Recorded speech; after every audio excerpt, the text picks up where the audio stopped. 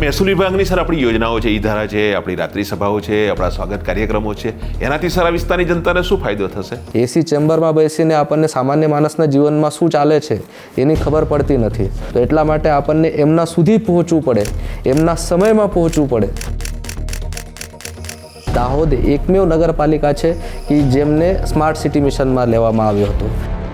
દાહોદ જિલ્લામાંથી sir migration થઈ રહ્યું છે, આવા એક શબ્દોની ચર્ચા થતી હોય. આ માઇગ્રેશન શબ્દને ખરેખર આપ સર કયા વ્યૂમાં લઈ રહ્યા છો? અને ઓપરેશન સિંદૂર થયા પછી જે તે રાજ્ય સરકારોને પણ સચેત રહેવાની સૂચનો જ્યારે મળ્યા હતા ત્યારે દાહોદ જિલ્લાની સર આપત્તિ વ્યવસ્થાપનમાં રેવન્યુ ડિપાર્ટમેન્ટનો રોલ સૌથી ઇમ્પોર્ટન્ટ છે, કારણ કે બધું જ કોઓર્ડિનેશનનું કામ જો છે એ રેવન્યુ ડિપાર્ટમેન્ટ કરતું હોય છે. દાહોદ જિલ્લામાં હજુ કઈ ચેલેન્જો એવી છે કે જો બાકી છે કે એને એચીવ કરવા માટે આપણે મહેનત કરવી પડશે?